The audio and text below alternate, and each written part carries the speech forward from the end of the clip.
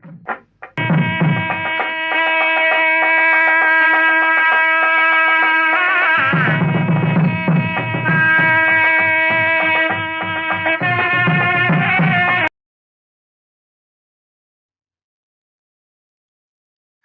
and welcome to the Astrology Research Channel. I am Dr. Rajagopal. In this present series, we are going to deal with the medical astrology. It's a subject of great interest to many people. It's also of great importance and useful to a large number of people, including the physicians. So let us get on with the presentation.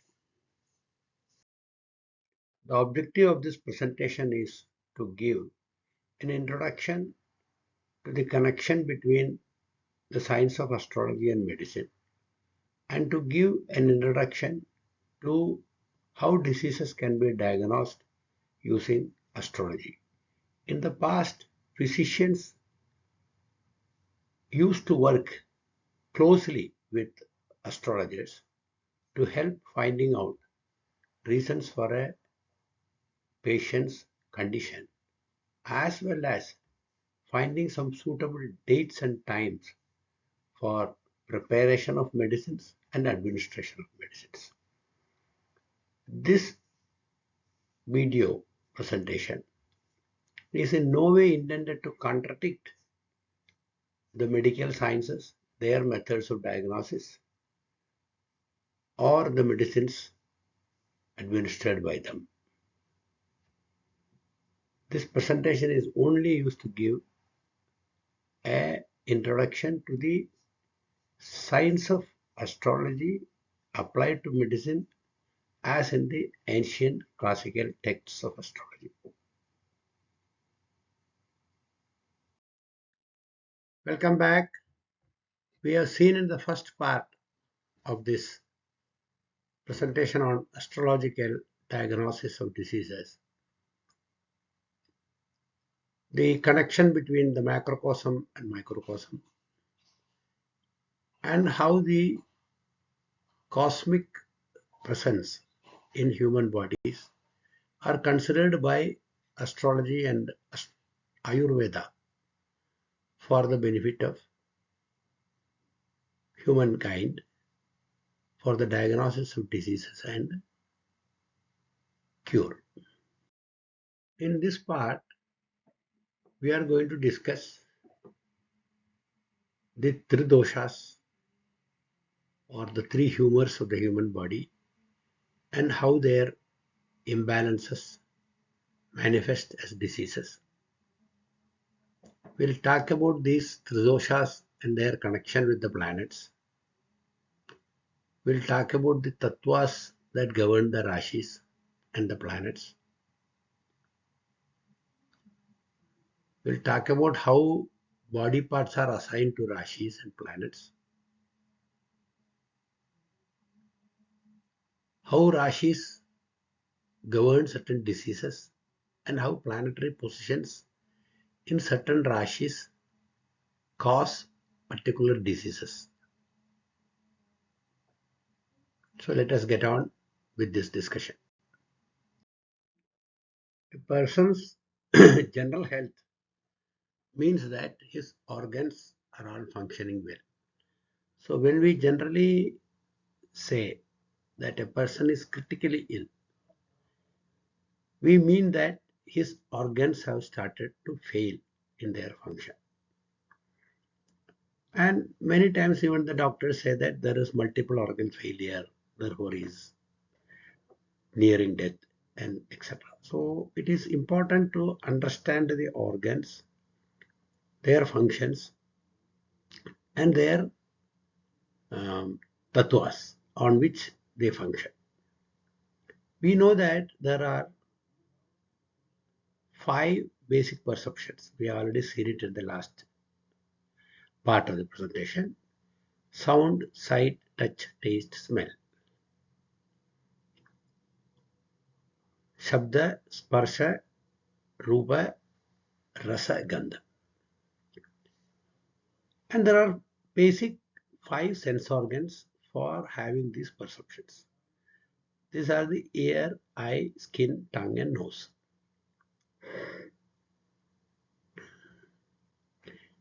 To assist the knowledge functions of these organs of ear, eye, skin, tongue, and nose, there are other organs which are called karmendriyas. They are the vocal organs which makes you speak or eat also. Hands, feet, which gives the movements, and anus, which removes the waste from the body, and genitals, which is helping for the reproduction. The organs are all being governed by what are called the intellectual level or the emotional level of the body, which are called in our shastras as manas, buddhi, chitta, and ahankara. So the manas is loosely translated as brain. Manas is loosely translated as mind, the buddhi as the brain, the chitta as the intellect, and the ahankara as the ego. Ego or the understanding of me as me. Ego doesn't necessarily mean that he is trying to overpower another person or something like this. Ahankara means I am identifying myself with me and this body. That's called ahankara. These are sensory perceptions and the organs of action. There are internal organs like the lungs, heart, liver, etc., stomach, intestines, which help the body to get nourishment, to get the necessary prana or the air, water, etc., and sustain the life. Now we examine what are the Panchabhutas or the Panchabhuta Tattvas associated with these sense organs. The ears are associated with Akasha Tattva. It has sound and it perceives sound. Skin, or what is called Twakindriya, is related to Vayu Tattva and it is responsible for touch or sparsha. Eyes or Chakshundriya, they are dominated by the Agni Tattva and perceives Rupa or images. The Rasanandriya or tongue is associated with Jala Tattva and it can perceive the taste. Nose or Granendriya is dominated by the Prithvi Tattva and it is responsible for perceiving smell or gandha. So the 5 sensory organs are directly linked or associated with or controlled by the Panchabhuta Tattvas in this way.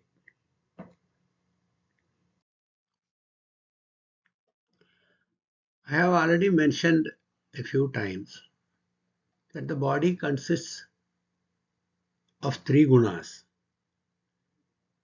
which make up the temperament, emotional condition and also the health of a person.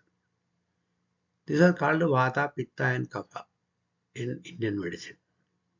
In Greek medicine, they used to consider 4 types of fluids in the body: blood, phlegm, yellow bile and black bile. Although Vata, Pitta and Kapha are translated to English as wind, bile and phlegm, They are not exactly the same things as understood by phlegm or wind. They are gunas or characteristics or tattvas present all over the body, and they are not particularly any fluid or any part of the body. They govern various functions of the body, and because of their balance or their proportions in the body has certain type or a certain characteristic and a certain temperament. Vata consists of Akasha and Vayu Tattva. It has many functions. We will see what are the functions of Vata and Pitta in the next slide. Pitta consists of fire and water element, and Kapha consists of earth and water element.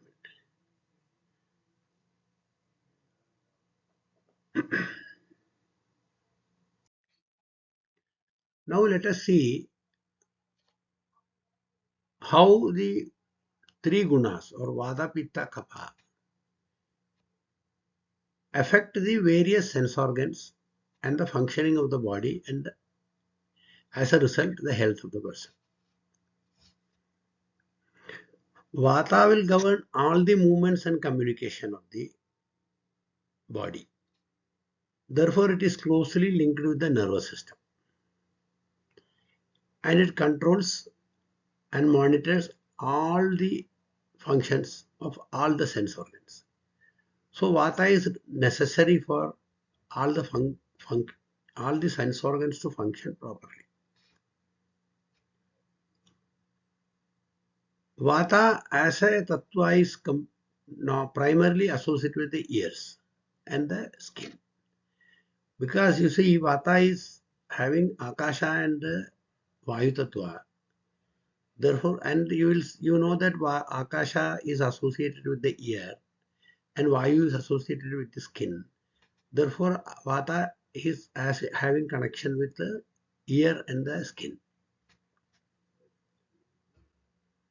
The eye is a fire tattva or an agni tattva, and Pitta is also a fire tattva. Therefore, the eyes or the sense of sight is affected by Pitta or unbalance of Pitta.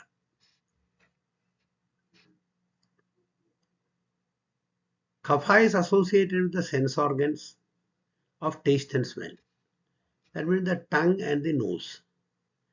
The functions which we normally call in the modern medicine as ENT functions, ear, nose and throat functions.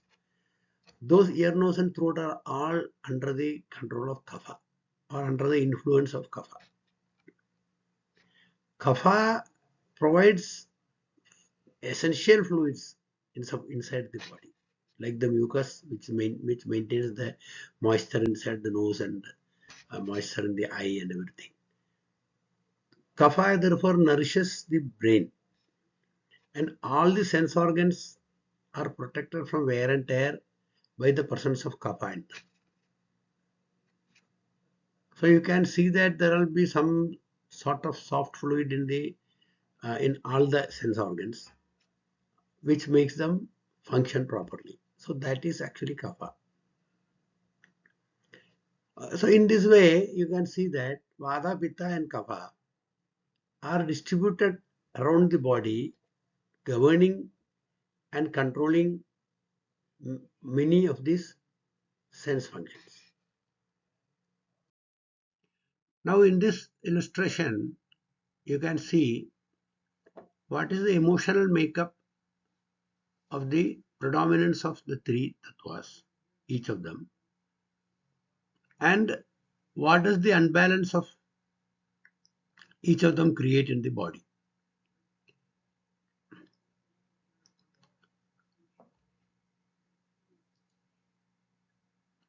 See, this vata tattva Vata is having the qualities of space and air. The people with predominant Vata are quick thinking people. They are generally slim built or thin, and they are fast moving types. The unbalance of Vata causes anxiety, dryness, pains, constipation, etc. Pains in the joints, and such things are caused by Vata. The Pitta is having the fire and water element. Pitta creates a sort of fiery personality, very aggressive type of people, and they have oily skin. When unbalance takes place with Pitta predominance, rashes, ulcers can happen. It can make the patient susceptible to infection, inflammations. Heartburns, which are associated with acidity and indigestion, are also caused by Pitta. Now, Kapha is an earth and water tattva. So they are very stern built, stoutly built, solid built constitution, and they are very quiet and calm temperament. What does Kapha create when there is a predominance of Kapha, unbalance of Kapha and between the Vata and Pitta? Sinus congestions, anything related to mucus fluids, obesity, this will all be caused by Kapha. So now you see the Panchabhutas in the body are connected with the sense organs and the gunas of the body, and they form the tridoshas by some proportion of their associations, and they also are associated with the organs, and they all have to be in a certain state of equilibrium. They will not be equal, but they will have a certain proportion by which they maintain an equilibrium. If they maintain an equilibrium, the three doshas will form a balanced personality. If the three doshas are balanced, you find that the personality emotionally also is balanced, his bodily functions are also good. Now in the previous slide we already observed that Vata predominance and Pitta predominance and Kapha predominance, how is the general personality of the person made? Like he either makes him an aggressive person or a calm person, etc. And we also saw that some diseases like the pain in joints is caused by one imbalance. Heartburn or indigestion is caused by another imbalance, or mucus problems, coughs, etc. are caused by some other imbalance. So if the balance is maintained, what will happen? All of them are in equilibrium.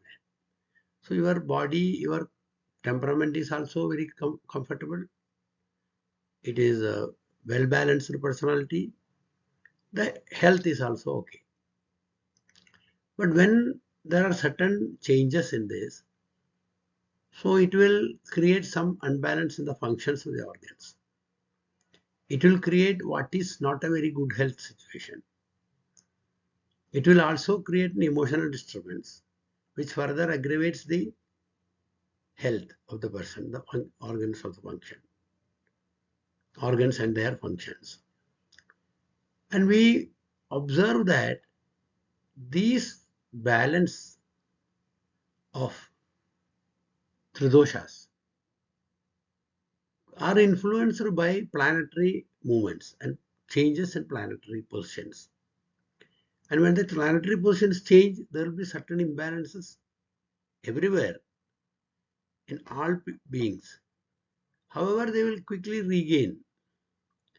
If the balance is not regained, it will result in an illness.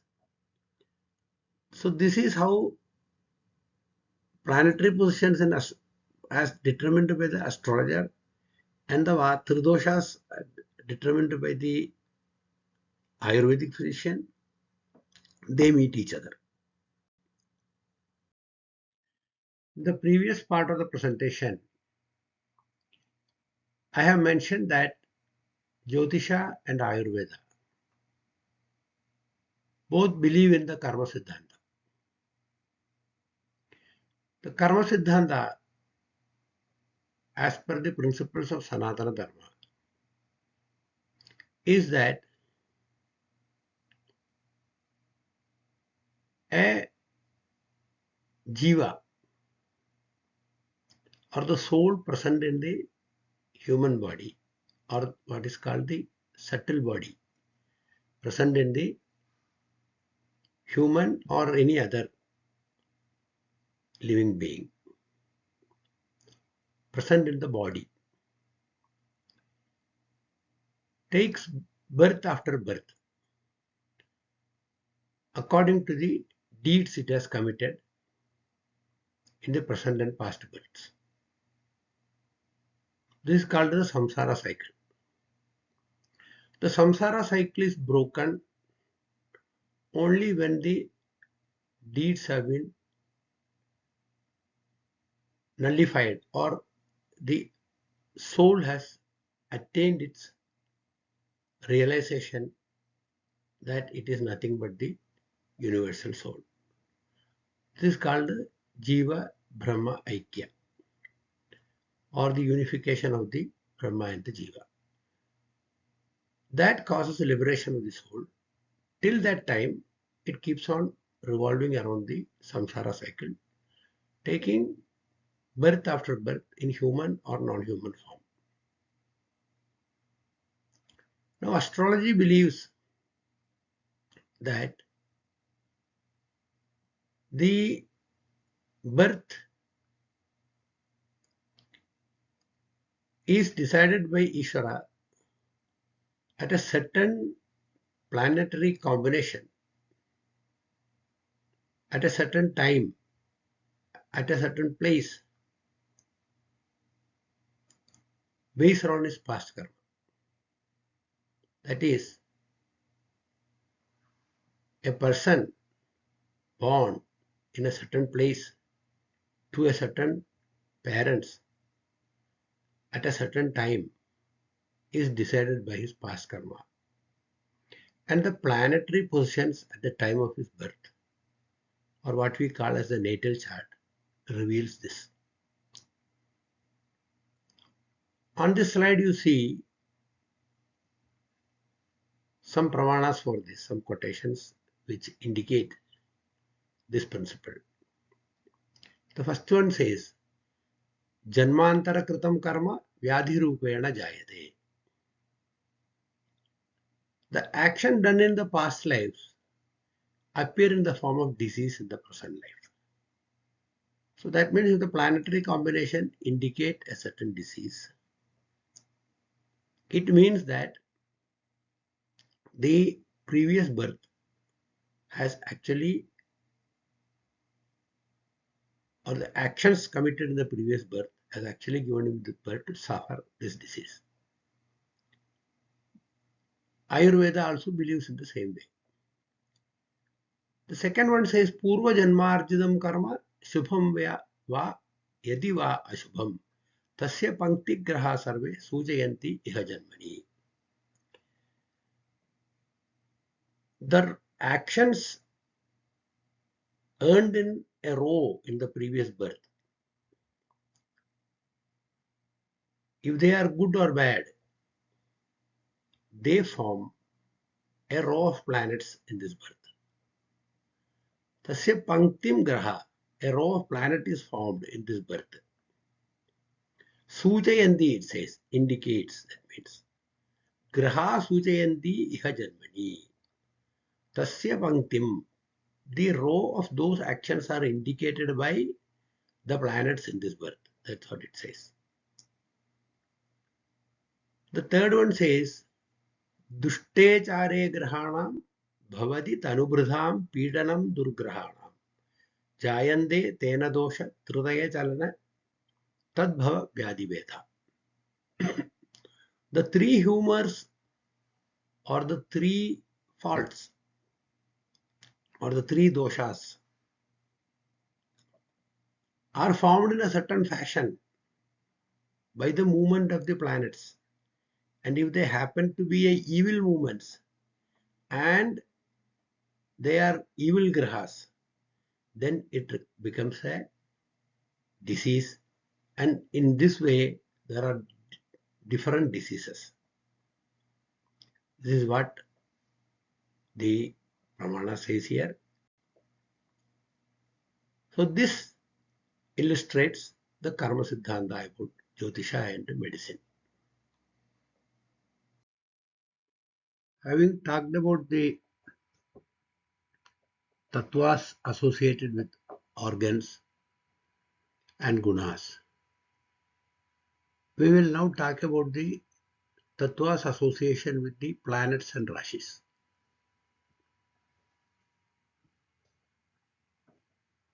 The sun predominantly is a pitta tattva planet because of its fieriness. The moon has kapha and vata qualities. Mars is also, because of its fieriness, it is of pitta nature. Mercury has a balance of all the three. Jupiter is primarily of kapha nature. Venus has vata and kapha, just like moon, but it is having higher um, ratio than moon. Saturn is a vata predominant planet.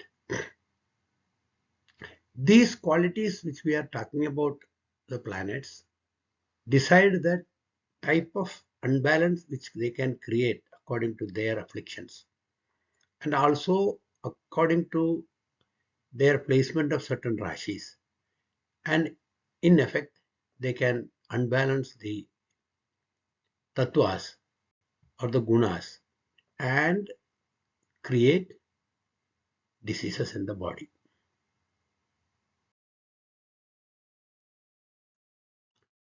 Just as the planets are having some of these Panchabhuta tattvas manifested in them, rashis also are having a connection with the Panchabhuta tattvas. The rashis, as you know, are the signs of the zodiac. They are serially starting counted from Mesha to Meena in the path of the sun and the moon in the ecliptic. And the 27 stars which we reckon for our normal astrological purposes are distributed among these rashis. The first rashi, the fifth rashi, and the ninth rashi, this 159, are having Agni tattvas. And then the next one to the Agni is Prithvi, the next one to the Prithvi is Vayu, the next one to the Vayu is Jala, and then again Agni.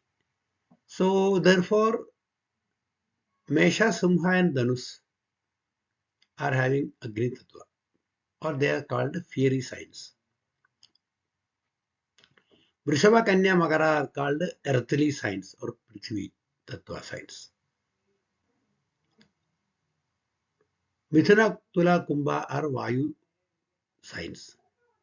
And Karkataka, Vrishchiga, Meena are Jala Tattva Rashis. They are sometimes called watery signs.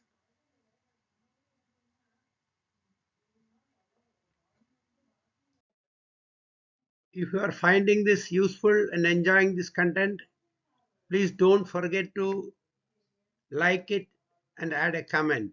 Thank you. Since we are going to discuss disease prediction or disease detection using horoscopes, and we have already talked about planets and rashis and their placements, etc. It is worthwhile to capture the basic concepts once again. That is a recap of the basic concept of the birth chart. The birth chart is a chart of the planetary positions in their respective rashis at the time of birth. And the Prashna chart or the horary chart is a chart of the planetary positions placed in their respective rashis at the time of query. Now, what is a Rashi? The Rashi is the division of the ecliptic path, that is 24 degrees north and south of the celestial equator, the path through which all the planets travel, and also the sun and moon travel, and where the 27 principal star constellations are located. So this elliptical or ellipse is divided into 12 parts. In the 12 parts, one of the 12 parts is called a Rashi, that is 30 degree in longitude. At any given point of time, a planet is seen in one Rashi or in one zodiacal constellation.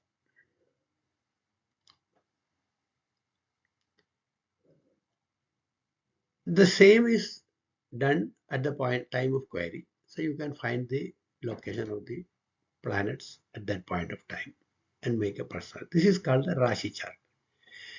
Normally, the horoscope contains a Rashi chart, a Bhava chart, and also a divisional chart. We will talk about them in the subsequent slides. The Bhava chart is made marking the position of the ascendant as the midpoint and taking 30 degree, that is 50 degrees on either side approximately, because there are some calculation methods differ, and making a house of 30 degree not exactly corresponding with the Rashi's first degree and 30 degree.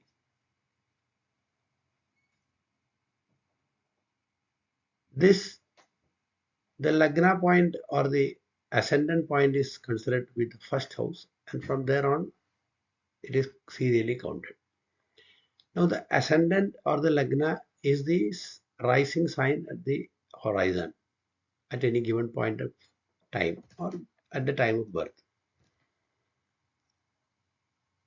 So if you look at a planet, they have a Rashi position according to the place in the sky.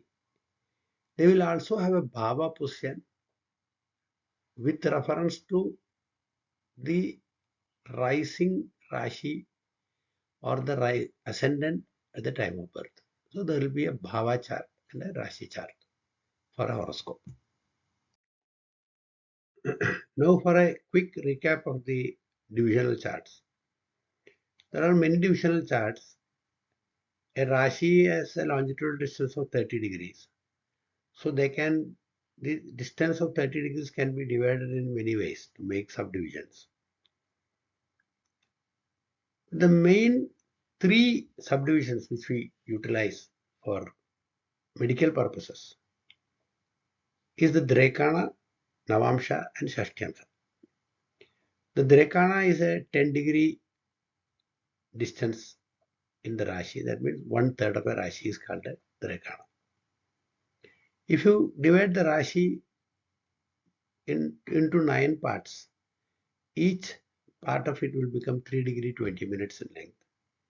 This is called an Navamsha. And if you divide it in a span of half a degree, then there will be a Shashtyamsa. So the position of a planet in a Rashi can be in a different bhava. It can be in any one of the Drekanas of the Rashi, in one of the Navamshas of the Rashi, and in one of the Shashtyamsa of the Rashi, depending on where it is placed.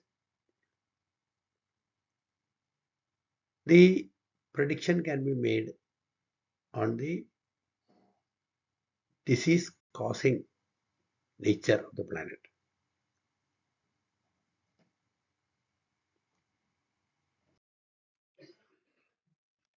When we talk about predictions, we come across an important term called planetary affliction or a bhava affliction. A planet is either a benefic or a malefic. Most of us already know that Saturn or Mars are malefic planets. Sun is a half cruel planet. Jupiter is a very benefic planet. Venus is a benefic planet. Mercury is a benefic or malefic depending on its association.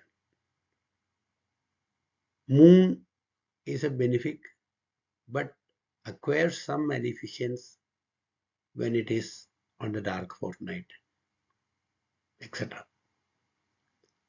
And depending on the lordship of the particular bhava which they acquire, they can become functionally malefics also.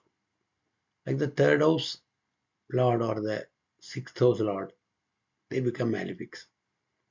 Second house and seventh house lords, they become marakas. They are death inflicting planets. So according to the position, they can become malefics, functional malefics or functional benefics. They have lordship of certain rashis. They have some strength at some positions. They have exaltation positions. They have Mula Trigona positions. And they have debilitation positions. So they become weak at that point. When they are joining with malefics and inauspiciously placed, they become inauspicious. Similarly, an afflicted planet occupying a bhava afflicts the bhava also. So these are various afflictions which can happen to the planet, which either makes it weak or makes it do harmful things, even if the basic nature of the planet is not harmful.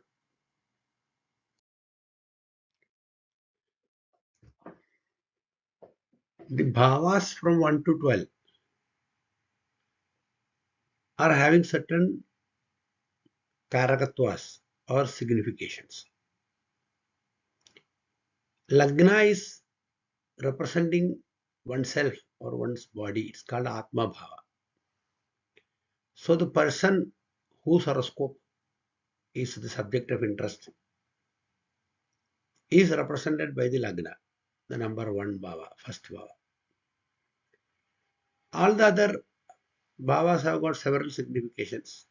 But for the subject matter of our discussion about diseases and health, 6th, 8th, 12th, 2nd and 7th.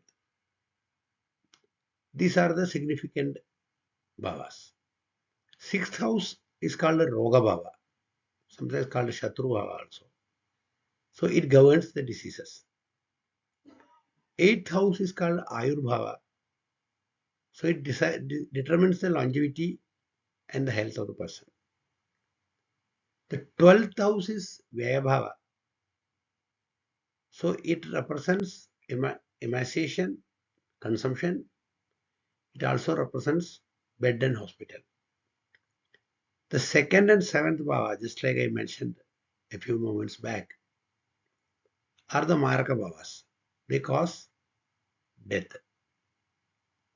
So these are the bhava signification. So use the placement of the planet in these bhavas or the planet acquiring the lordship of these bhavas will then get that particular quality to either bring a disease, affect longevity, or create longevity, or induce bedridden conditions, or get a faster cure. They can inflict death or they can prevent death also. This is how combining together the Rashis and the Bhava and the divisional charts and the planetary afflictions and the Bhava afflictions and the Bhava's Karakattvas and the planet's Karakattvas together are used collectively to determine the disease. In the diagnosis and determination of diseases, we will be interested to know which part of the body, in which way, what type of disease can come to which part of the body. Then only some fruitful prediction can be made. So to determine which part of the body is the point of interest for us, the concept of Kalapurusha is used in astrology. Kalapurusha can be considered to be a cosmic man who is spread across the visible part of our universe, basically along across the ecliptic or the celestial equator. His body can be divided into 12 segments from face to feet. Therefore, since we know that the zodiacal signs or the rashis are also 12 in number, if we consider that a man is lying on the elliptical path and his body is also divided into 12 parts from face to feet, some rashi will fall in some part of his body. So this is how the Kalapurusha's limbs are identified as rashis. And since the Brahmanda and Pinda are similar, the same division is reflected in the individual human being also in his birth chart. Here we see the parts of the body of the Kalapurusha and the rashis associated with it. The head of the Kalapurusha is Mesha Rashi or Aries. The face is Rishabha Rashi or Taurus. The neck is Mithuna Rashi. The chest is Karkataka Rashi or Cancer. The upper abdomen is Leo or Simha. The lower abdomen is Virgo or Kanya. The groins or the secret parts are Libra or Tula. The genital organs are Scorpio. The thighs are Sagittarius or Dhanus. The knees are Capricorn or Makaram. Shanks are Aquarius, Kumbha. And the feet are Pisces or Meena. So the various Rashis represent the Angas of the Kalapurusha in this way. In the same way, the various Rashis in a individual chart also, his face or his neck or his chest can be represented by the Rashi or the Bhava, because the first Bhava is the Lagna.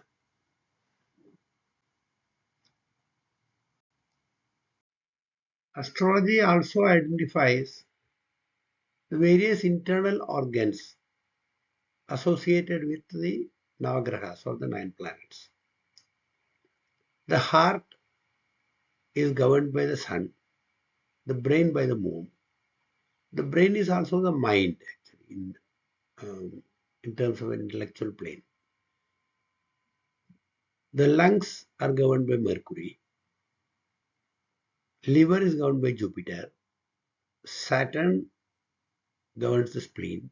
Mars the gallbladder. And Venus has control over the intestines, kidneys, and generative organs.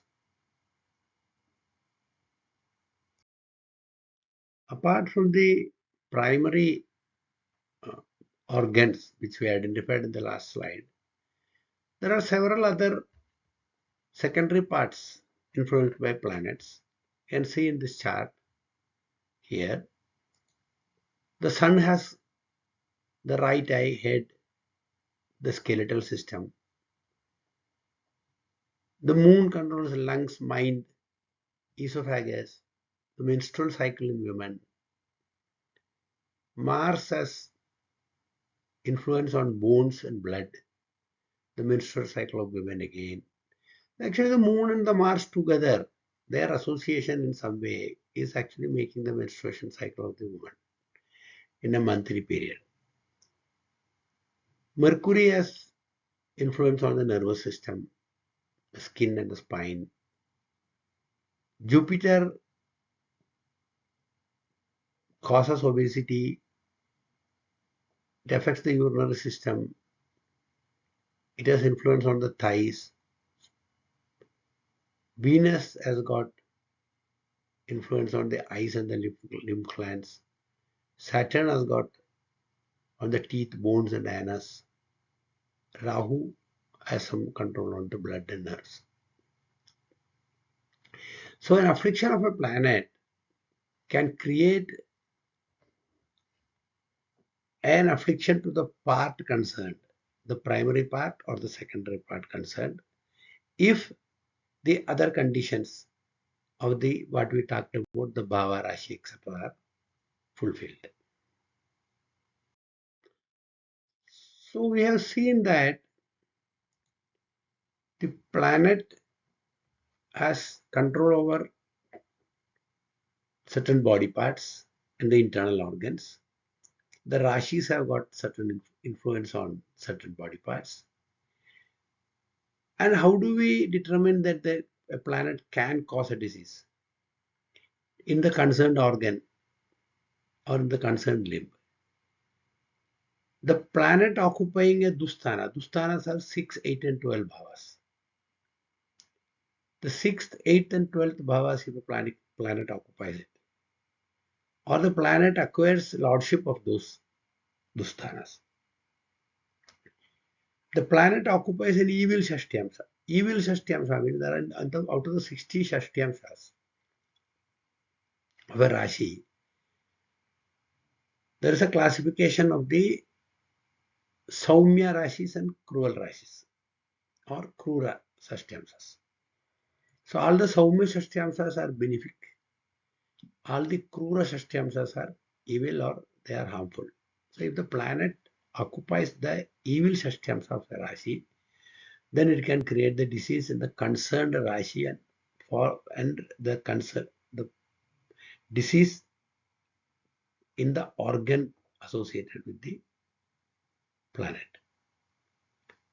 When Dasha and Bhukti periods of such planets are in operation, such planet means the planet occupying Dusthana, the planet occupying evil Shashtyamsa, the planet occupying acquiring lordship of Dusthana, and also the planet having Maraka characteristic, having lordship of 2nd and 7th house.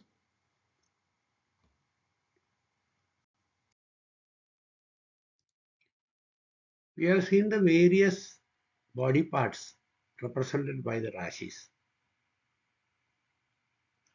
according to the Kalapurushangas. So the diseases associated with that part is also the disease associated with the particular Rashi. So the table here you see shows the 12 Rashis and various diseases associated with them. Like Mesha is representing the head of the Kalapurusha. So migraine, dizziness, injury to the head, etc. will be indicated by the Mesha Rashi. Rishabha Rashi is the throat. So vocal cords, spondylitis, throat diseases, etc. will be shown by Rishabha Rashi. Can be caused by an affliction to Rishabha Rashi and an afflicted palate in Rishabha Rashi. These things can happen. Mithuna represents asthma, TB, etc. Kataka represents depression, melancholy because it is a moon's Rashi. Heart disease, paralysis is represented in Simha. Simha is Sun's Rashi, Sun's lordship is there. So heart is also governed by Sun. In this way, you can see the various Rashis can talk or tell us the possibility of a disease. If the Rashi has got affliction, afflicted planets occupying it, or malefic planets occupying it, malefic lords occupying it, and various things can be determined. So I will leave around a minute here for all of you to read this table because I have not read the entire table.